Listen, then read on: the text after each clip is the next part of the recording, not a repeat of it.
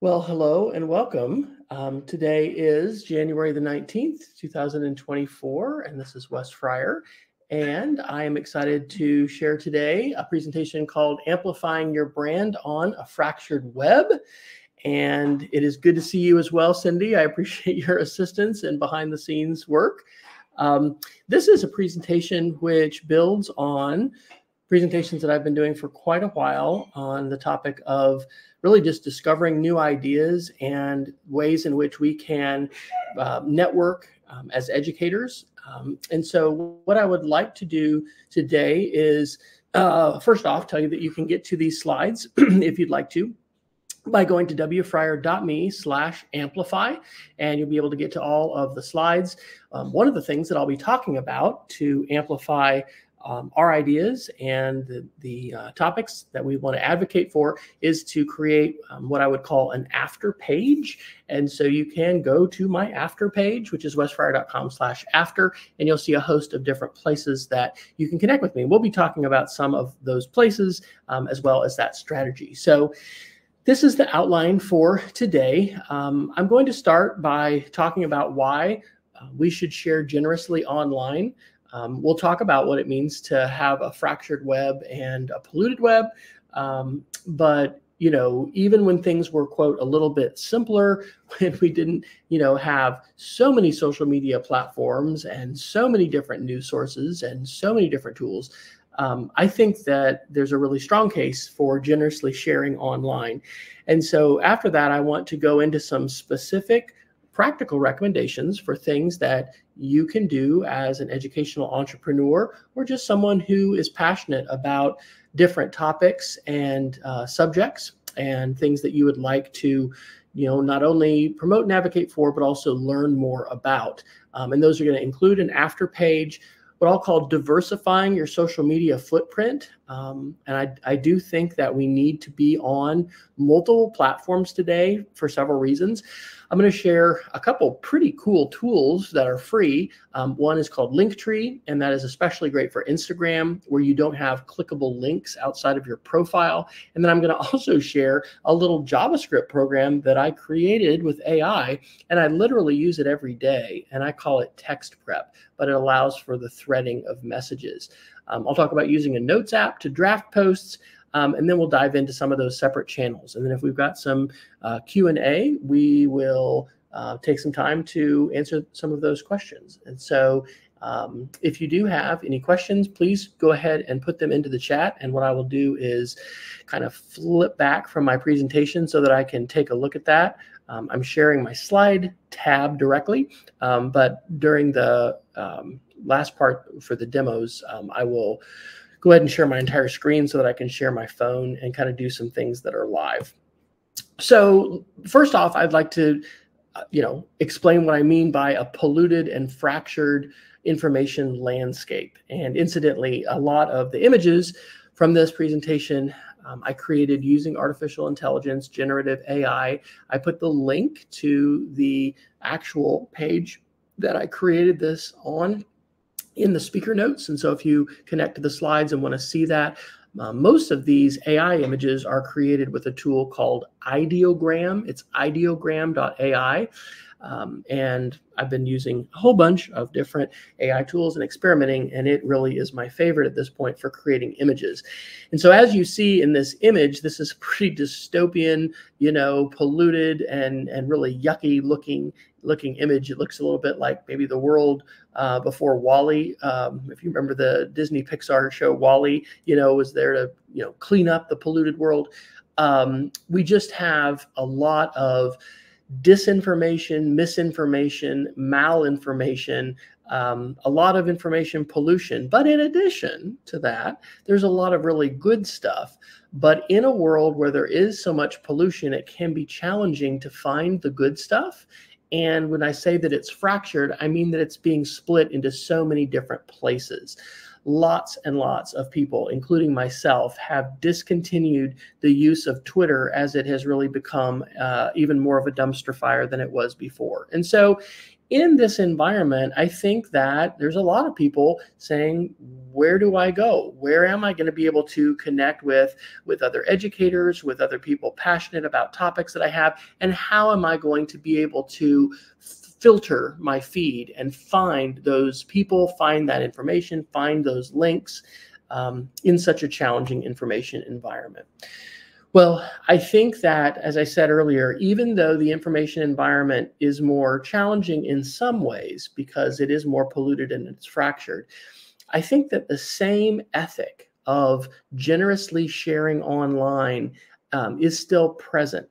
And I actually have started to work on several different book projects. I've written a couple books in the past. And this latest book project, I am recording some video presentations that I'm then using AI to convert into text and then to clean up. And I've recorded about a 45-minute answer to this question that I will link after this presentation on the website that I have created for this presentation. And I'll go ahead and put that link into the slides as well, so you'll be able to get to it right away. I talked for 45 minutes practicing, this particular topic, and I could speak so long about how I have benefited from the generous sharing of other teachers throughout the years. And there's a lot of important things to keep in mind when it comes to online sharing. Privacy is really important. Unfortunately, there are more bad actors utilizing the internet and digital technologies than ever before. I don't know about you, but my actual phone with people calling me on the phone has been so harmed by spam in the last few years, to the point where I really just can't and don't take any phone calls at all from someone who is not in my contacts and in my address book. But, I do have people call me that are in my address book, and I add people to my address book. And, just as I haven't lost the ability to use the phone helpfully and powerfully, the same thing I think is true in the online social media space. Because when we share generously and when we seek and find other people, and in my case, these are mainly educators who are passionate about learning and about students and about STEM. I'm really into coding. I'm teaching middle school coding and web design and media literacy now. I've taught 6th grade engineering the last 2 years. And before that, I was teaching some robotics. I'm into this stuff. And I'm teaching topics that are very dynamic and fluid, but also I've known for years and years, this was my 28th year in education, that when you connect to passionate people who know more about a topic or are connected in different ways than you are to other people about that topic, it can just be phenomenal. Because whether they recommend a tool or a website, a book, a TED Talk, a podcast, yes, the information environment is more fractured and polluted, but it also, I would say, is more pregnant with possibilities for being able to connect to somebody's mind. And I don't want to spend an inordinate amount of time on this topic or this particular slide, but it is super important to recognize how generous online sharing really does come back and benefit us. And hey, Lucy and Julie Reed is here. We've got some folks in the house. Awesome. Yes, Lucy, professional generosity. So I want to share some specific ways that we can be doing that with some new tools. But I think as we continue to work in our different circles of influence, sharing the benefits of sharing online and encouraging other teachers, other educators, other educational professionals to share online is just really important. And specific stories are examples. And I'll close with one last one. Bob Sprankle, who was an educator in Maine, and along with Cheryl Oakes and Alice Barr, formed The Seedlings, which was a podcast they did every few weeks, sharing about their classrooms. They were primarily elementary. Well, Bob and Cheryl were elementary, but Alice was, before she retired, was an integrator, K-12. So much innovation, so many good ideas, so much transformative power in being able to connect to these educators who I did have a chance to see them in person several times at conferences and traveled. But through their podcast, through the generous sharing of those ideas, I could speak for hours about the things that I learned from the seedlings and from them. And so I think it's important to share those stories and to encourage each other. Here is the first concrete, specific suggestion I have for you when it comes to amplifying ourselves as educational entrepreneurs. And this can also go for advocating a cause, a topic, something that we're really passionate about. In 2017, and I still don't know exactly how this happened, I was invited to go to Cairo, Egypt, to share a presentation at a conference called the EduForum. And there were a number of folks. Gary Steger was there, but there was sort of the top keynote speaker named Jeff Stays. And I've got Jeff's website here. He is the fellow sort of balding there in the middle with the red shirt and the black jacket on. And in that photograph there on the right. And this is where I learned it. I learned this from Jeff. Jeff has a after page. And over here on the left, you can see a screenshot of an iPhone version of my after page. After that EduForum experience, I decided to create my own after page. I used to primarily tell people, hey, I'm W. Fryer on Twitter. And a lot of people were on Twitter. Not everyone was, but that was what I, mainly shared. And that was how I was asking people to connect with me.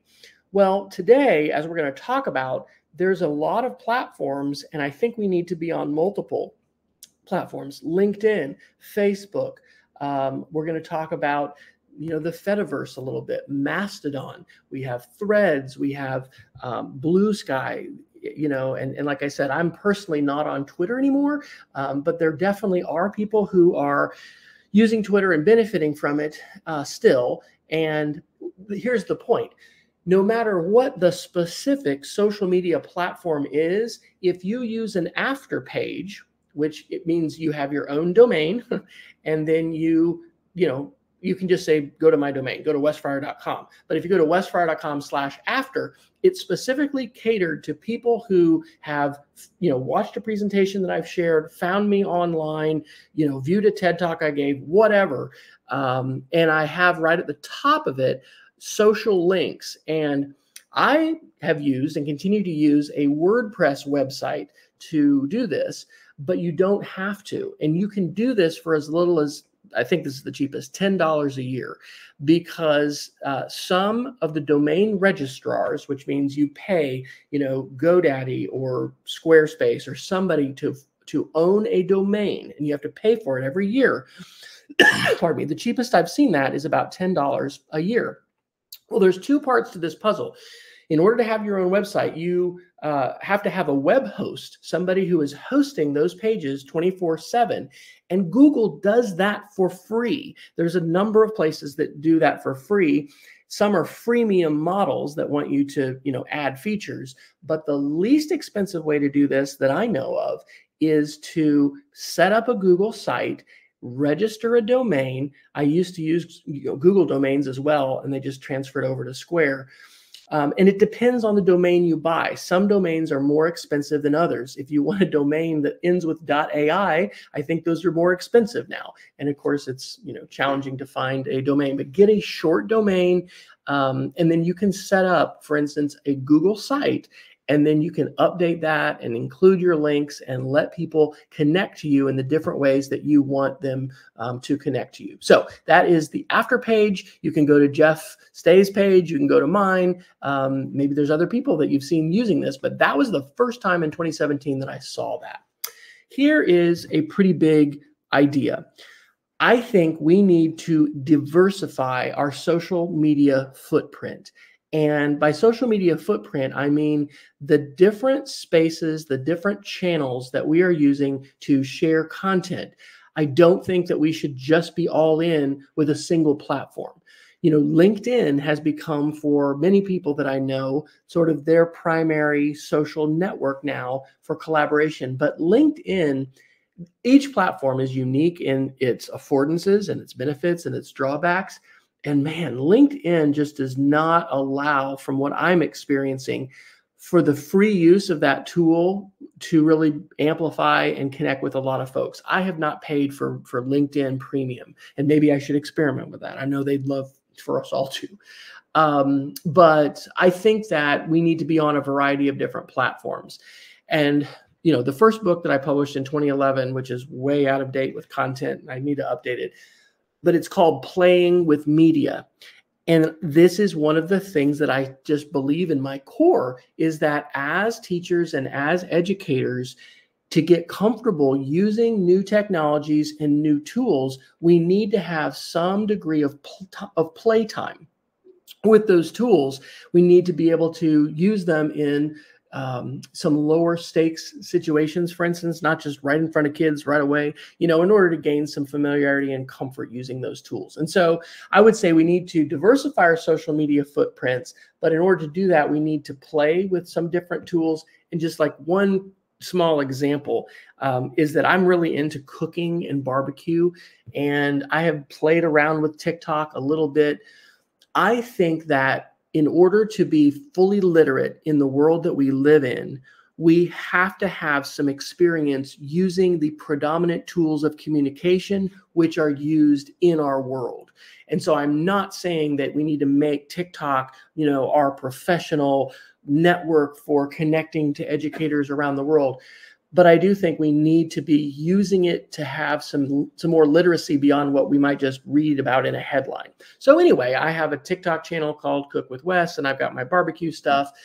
And I learn about TikTok in the ways that, you know, it's unique and it's different. I've also learned a lot from my own students and from my own children, right?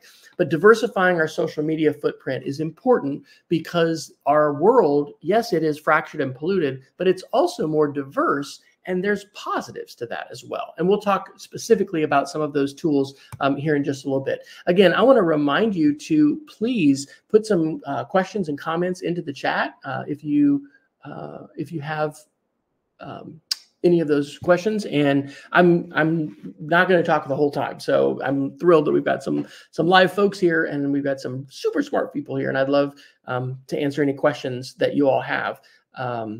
So please, you know, share those in the chat, and we'll have those. Well, and let me just ask this. How many of you use Linktree? Is anybody familiar with Linktree as a link sharing platform? I saw it first on Instagram.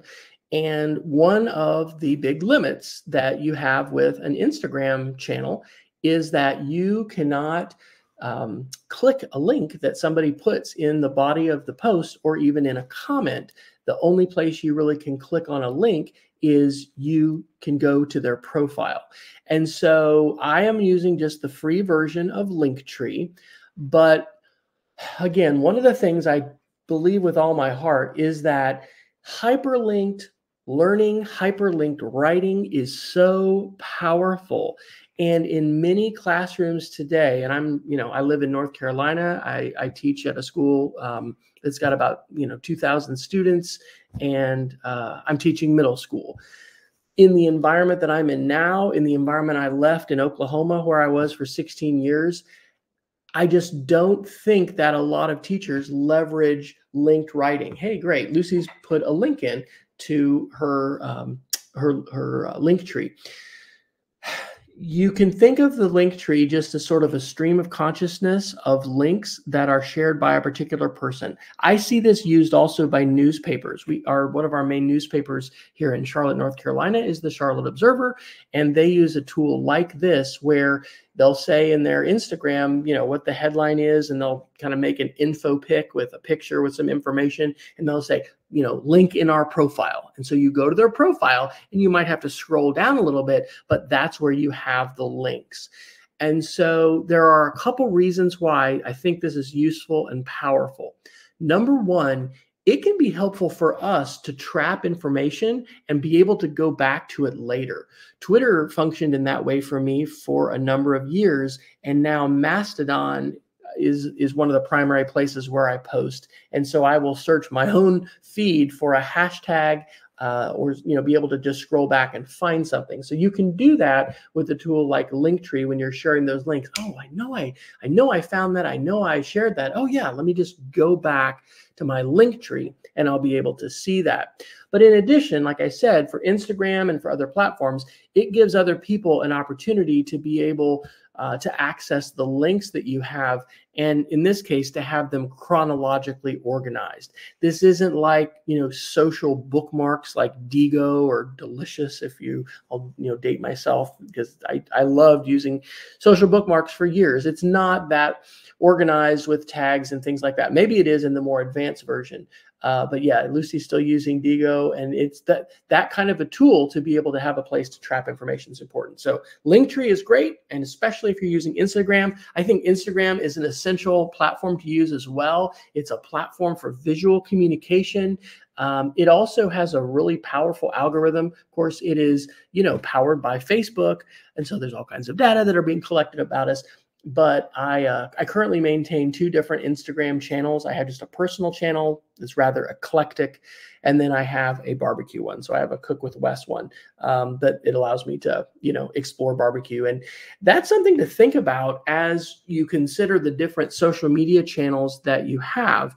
I'm passionate about a lot of different things, but sometimes when you create a channel and you train the machine, right? You click on links like YouTube, you like certain videos, you comment on things, you make a playlist, all of that trains the machine. Well, you're doing that whenever you're interacting with any of these, major social network platforms like Instagram or Facebook or anything like that.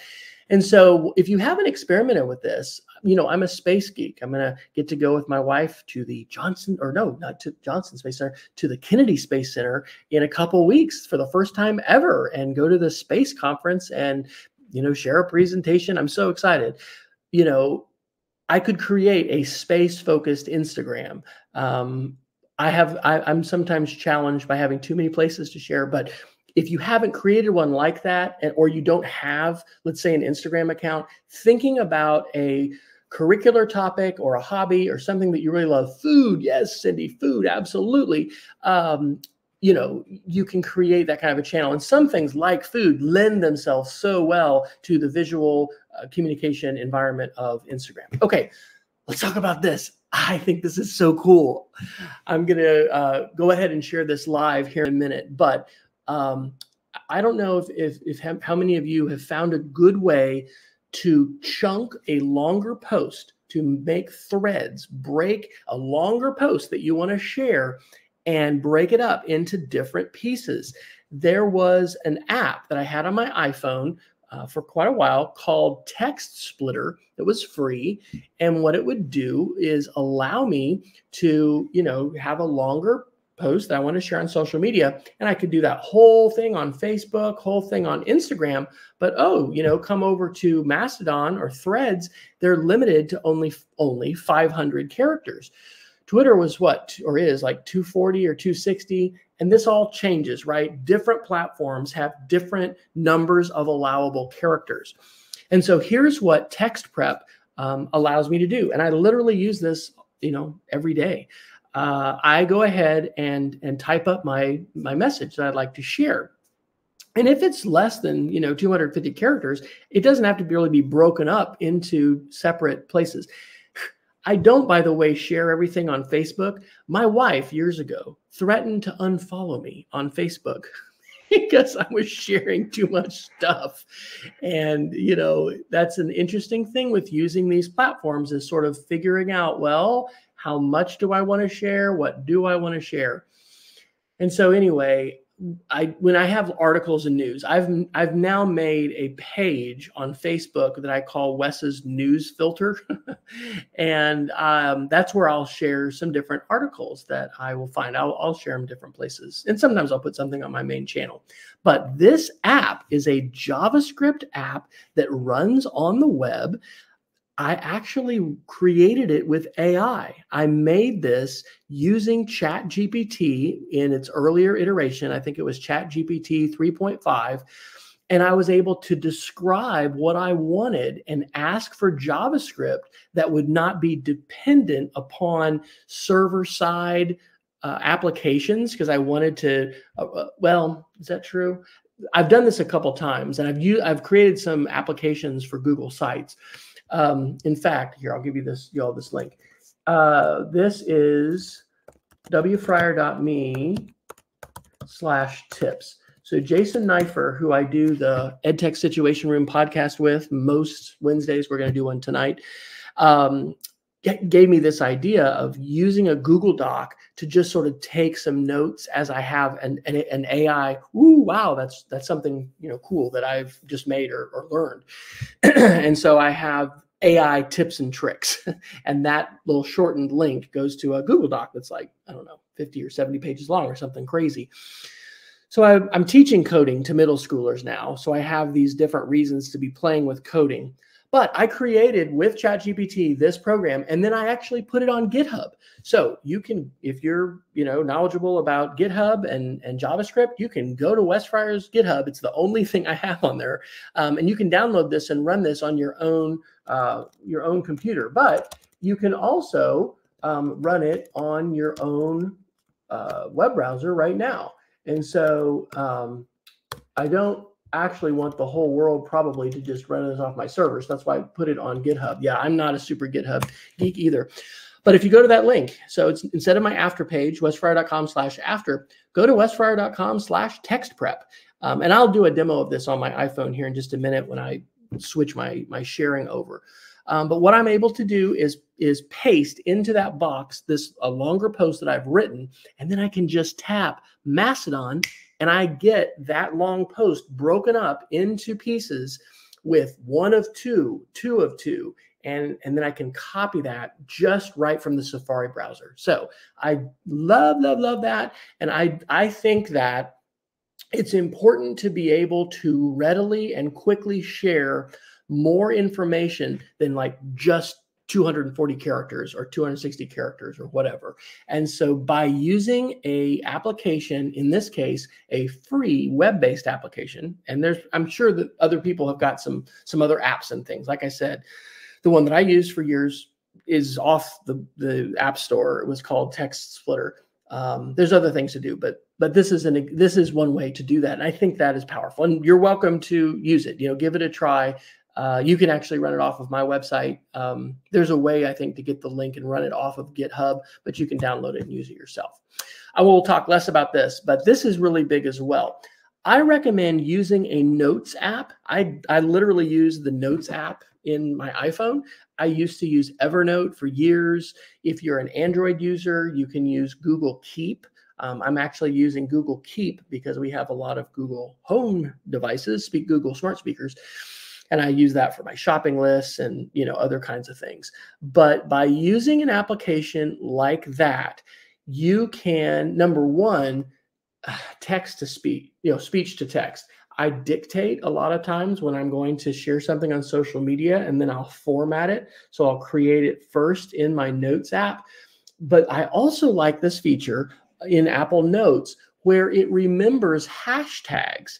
And so I have this chronological list of all these notes that I've written and social media posts that I've composed.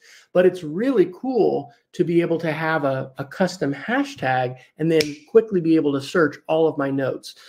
My wife and I, we don't do it weekly. We do it like maybe monthly, but we have a little podcast called Wes and Shelley Share because we became empty nesters, about a year and a half ago. And why not have a podcast about that? And so we have a little hashtag WS share. And, anyway, that's one feature of Notes, but it's very handy to be able to do that. I have an archive of those, and then I'm copying and pasting. I don't know if you've had this happen before, but I have definitely lost like social media posts that I composed either on a web page, on my laptop, in an app, on my phone, and then somehow the app and the page refreshed and changed. Something happened, and I'm like, oh my gosh, I just lost all that. I have to recreate it. And it's not the end of the world, but it's frustrating. So Notes app is great. I'm super happy that, Apple continues to improve their speech to text transcription technology. And that's a tip that, I've been doing that now for years and really, really like that. So let's do this. Let's see what questions we have. And then I'm going to do some demos about sharing on multiple channels.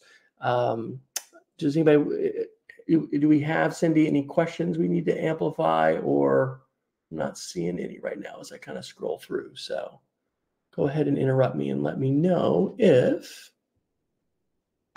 we have got any. What I'm going to do right now, and I don't know if you all use this feature. I learned about this from one of my colleagues. You can actually, I'm going to stop sharing and then I'm going to share my whole screen. So this is going to be a little bit disorienting for a second because I'm going to do entire screen here, but I'm doing this for a reason, because I want to share my iPhone screen. That's the disorienting part. Okay, so here's Wes's desktop. I am just choosing to share my iPhone screen directly, not with a special software application, just with the built-in screen mirroring. And what you're looking at right now is the folder that I have for my social apps. And it's a little deceiving because it might look like I have 9, but all the 3 apps in the middle, Ice Cubes, Mammoth, and Mona, those are all Mastodon links. And so what I would like to do is I'm going to just find a news article and I'm going to share it with you. And I'm going to show you the process of using the text prepper, the text prep app, and then kind of how that works on different platforms. Here on my second page of my social apps, I have a direct link to my Linktree. Okay, so I mentioned Linktree. Hey, look, the last things I shared on Linktree was the Expert Educator Exchange and this, my slides to this link and the registration link. But there's Ideogram and there's, something our son lives in Houston. We've been talking about hurricane prep. And so anyway, these are links. These are things that I've shared. And, that is, again, a stream of consciousness chronological list of things on Linktree. Here's Text Prepper. And so we're going to go to this. By the way, this will kind of incriminate myself. I'm going to tap and hold in the corner, bottom right corner of my iPhone. And look at this. Do you ever have this? Wes has 97 tabs open. Wow, that's a lot, Wes. Okay, so I'm going to go ahead and tap close all 97. So all those tabs are going to close. And what I'm going to do is come over to my Learn menu. And I love to use Google News. I like to use Substack. Actually, let me do this. Let me talk about these apps a little bit, and then I'll go to Flipboard and I'll get an article and I'll share it. Substack. I really, really think that Substack is a fantastic place to have a newsletter. This is Ryan Collins, who's out of Columbus, Ohio, and he writes this of Bits and Bytes, and he does such a fantastic job. He's a tech director, but he just does a terrific job sharing different nuggets about educational technology, and I just love being able to follow him, learn from him. He is an early adapter, innovator, educator, as many of the folks in the room here and at this conference are, and he has a Substack. And so I really, really like that. Substack is free to use. As you start to make money with it, they have a revenue sharing model. But I just really, really think that an email newsletter is an important thing to have and to, have a platform for. And then, what are you going to do? Are you going to pay for, are you going to pay for some kind of newsletter? What are you going to use? So let's go to my after page. So here's wesfryer.com, and I'm going to put in that word after, if I can spell. And usually it's going to probably, for a while, it was like a really frequently visited page. So here's my after page. So, hey, you've, met Wes Fryer, you've run into him, you follow us. So here's all these socials. There's a link to my Substack. Okay. So we'll click on that here in a second. I have a handouts wiki where I've, since 2010 posted all the links to my resources for all my workshops and keynotes and presentations. I started to do webinars periodically this spring. I'm not doing those weekly, but I'll, probably be doing those at least monthly this year. I've given a few TED Talks, so I have those linked. And then, here's my cooking stuff. So if you want my cooking stuff, and then here are my podcasts. There's the EdTech Situation Room and Wes and Shelley Share. And then, I don't know why that picture's not showing up. My old Speed of Creativity. And then there's these different, projects and things that I'm working on. So this is my after page. Let's go to my Substack. I need to actually update my Substack. And one of the great things about a Substack link is it's immediately going to try to capture somebody's email. I honestly don't love email, but every kind of marketing thing I've ever been to in terms of a conference or an event or listening, everybody emphasizes email in terms of building an email list. And so I have done that, over time. And Substack is the current iteration of this. So, I have 2,000 subscribers on here, and it gives you some metrics. You can know how many people open that up. And so here are the posts that I have. My most recent post was this. I call this a media literacy roundup. And so I, have a little introduction. I give an outline about here's what I'm going to talk about. And then, people can subscribe. And so I was talking about, stories about AI. I gave some presentations at our state conference, NC Ties. Anyway, this is my newsletter, and I do not write this in the regular way that I should. I should probably write one of these every week. I mean, we all got to make decisions about how we spend our time.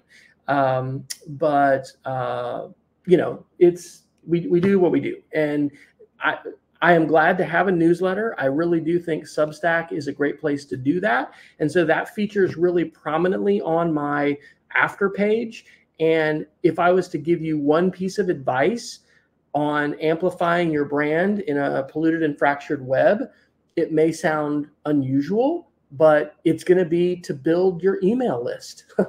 And I'm saying that not because I love email and I think I do a particularly fantastic job of it, but because I really do believe the marketing gurus that I have read and continue to follow and respect that talk about how important that is to have that continuing connection to people. So the other platforms, and you can kind of see this, look, I can zoom on my phone. Oh, I can even do sideways, can I? Oh, look at that. So here are the different places where I'm primarily sharing today. Facebook on my primary profile, and then also on some pages, LinkedIn, Instagram, YouTube, Mastodon, Threads, and TikTok. Those 2 dots stand for Flickr. I've been on Flickr since 2005 or something. And then I have several WordPress sites, but I have my main blog, Speed of Creativity. WordPress doesn't have social icons, or didn't a few months ago when I updated this, for Blue Sky and K-12 leaders. I've also played around with K-12 leaders a little bit, and so those are the main places where I'm sharing. And let's do a live demo. So I'm going to go to Flipboard. I love Flipboard. I've used Flipboard for years. I'm going to go ahead and tap here on my channels that I'm following. And rather than just looking at whatever it's going to recommend to me through its algorithm, I have created different lists. And I've done this. I had done this on Twitter, and now I've done this on Mastodon. So I have a Mastodon list for Yodas. And so there's Doug Belshaw. He's a big share there. Kevin Toffel. Robert Reich. There are, I don't know, somewhere, I used to have about 100. Here's Eric Kurtz. People that I just consider to be real, Yodas or gurus. And I would want to look at their stuff more often than maybe my just general feed. And so what I'm doing is I'm kind of looking through here for an article that I might want to save or share. And I'm not going to try to pick something that's politically polarizing right now. All right, Howard Rheingold, help your students help you teach. So let me go ahead and tap on this, and I'll see this article. And this looks like a blog post from February 13th. that Howard Rheingold is sharing. The most important pedagogy I started to learn over 10 years teaching college students was helping learners help me teach. Okay. And so I'm going to go ahead and share this article. Now, should I read this entire article first? Yes, I should. I'm not going to do that right now, but I know that Howard Rheingold is a great source. I want to read this later myself. And look at that. He's quoting Paulo Freire, who is a Brazilian educator and is one of my favorite pedagogical inspirations in my life. So I'm gonna read this entire article later, but let me show you a couple ways that I can go ahead and share this. Number one, I'm in Flipboard. I can click the plus and I can share this into my little magazine that I've had for, I don't know, 20 years or 10, I don't know, however long I've been using Mastodon, a long time. So there it is. It's now in that shared magazine. I'm going to tap here and say open in Safari. And this is interesting. Okay, so he's writing this on a Patreon page. Huh, cool. And so if I tap here on Howard Rheingold, this is interesting. I could sign in. He's using, wow, look at this. He's using Patreon. He's got 166 members of his Patreon. He shared 653 posts. And here are, choose how you're going to join. And then he's got these different collections that he's sharing. Isn't that cool? Okay. So let's go back to the article. Here's the article, Help Your Students Help You Teach. I'm going to go ahead and first compose my post before I share this somewhere. And like I said, I really like to use the Notes app in order to create my post. And so here, though, I have some pinned notes that I refer to a lot, and I'm going to go ahead and just click New to make a new post.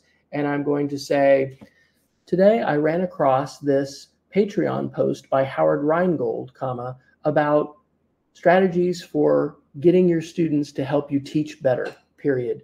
I'm not only interested in this article, I'm also interested in learning more about how Rheingold is using the Patreon platform as a primary social media publication and sharing platform, period. Okay, so there's my little introduction. I can edit this. Again, I'm really happy with how much better Apple is in terms of doing its transcribing. Help your students help you teach. I'm going to come over here to the link in Safari. I'm just multitasking to go in between these two apps. Okay, so let me make sure here we can have it read it to us. I don't know if this may not come through on the may not come through well on my audio because I may not be sharing that speak. Today I ran across this Patreon post by Howard Rheingold about strategies for getting your students to help you teach better. I'm not only interested in this article, I'm also interested in learning more about how Rheingold is using the Patreon platform as a primary social media publication and sharing platform. Okay, cool. That's great. I don't even have to edit it. Usually I have to edit the details of the post. And I see that we're about 5:44, so I'm going to hurry up and get this done. And if we got some other questions, I want to give time for those. So I'm going to use the hashtag EdTechSR because that's what we use for our EdTech Situation Room. I'm going to use the hashtag MediaLit because that's my media literacy. I'm going to use a hashtag teaching. And notice that Notes has remembered some of these hashtags that I've used before. Just because I want this to be a little bit longer, I'm going to also copy the beginning of this post because this will show that I'll be able to show you how the text prep works. Here is an excerpt from the beginning of his article, : Okay, so I'm going to use quotations, paste that in. Okay, so I think we can all agree that is going to be longer than 500 characters. All right, that's kind of a long post. So here's how I'm going to share this in a couple places. I've got my post composed like I want it with hashtags. It's in Notes. Now I'm going to start going to my social media sites. So Facebook does not have, the limit on Facebook is pretty significant. I don't really have to worry about limiting it. So I'm going to switch over to my news page. Wes's news filter. I'm going to go ahead and paste this in. I can choose an album for this, which is really about teaching. I don't know if, media literacy. And I'll go ahead and click post. Okay. So now that article is going to be shared on Facebook on my page called Wes's News Filter. And I just started doing this a while. There's not tons of people, but again, there's multiple reasons why this is valuable. And I'm not as concerned that, hey, there's only like 5 people here. Sometimes I'll share things back over into my main channel, but that's a Facebook share. I'm not going to share this one on Instagram. It doesn't lend itself visually as well. Sometimes I'll create visualizations. Here's the slide for my presentation today that I shared yesterday on Instagram, but I usually don't share news articles there, but I am going to share it on LinkedIn. So I'm going to go to LinkedIn. Again, I don't have to really worry as much about the length. It's going to create a link preview. I could put a picture with this if I wanted. I'm not going to do that. I'm just going to let it do the link preview there. Okay, share it on LinkedIn. Now, let's go to Mastodon. I use ice cubes primarily, and I guess one of the things that I really like is that here are my lists. So I've got these different lists here, right? Let's look at my media literacy list. Here's the people that I'm following, on Mastodon under media literacy and these other topics. When I choose to share an image, one of the cool things, and I hope we're going to see more apps do this, is with accessibility. That's an important thing to do, is to include accessibility.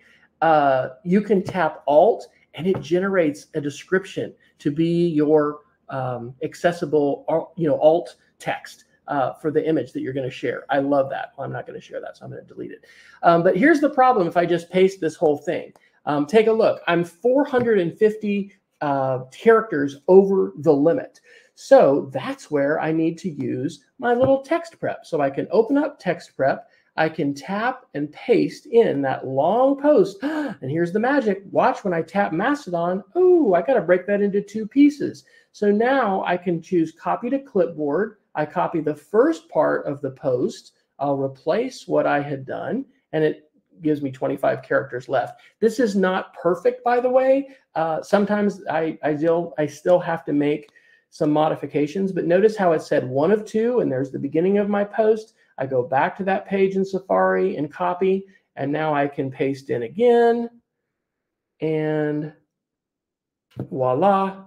Now I've pasted a thread, and I can do the same thing for threads. In the interest of time, I'm just going to do Blue Sky. Blue Sky allows me to do less text. And so look, when I tap Blue Sky, it broke the same text into 4 different pieces. And now I can go to Blue Sky, and I'm going to go ahead and make a new post, and I'm going to thread this. Now look, there was a case where it's 1 character over, and my little JavaScript math isn't always perfect. So there is the first of 4 posts. I'm going to thread this, so I'm going to copy the second piece, go ahead and post it below. So it says wait for the link. Okay, I got to wait a second. And it's going to put a little link on there. So then I've posted the second one. I'm going to copy this and say the third one, and then the 4th one. And oh, that one has 7. All right, sometimes it does that.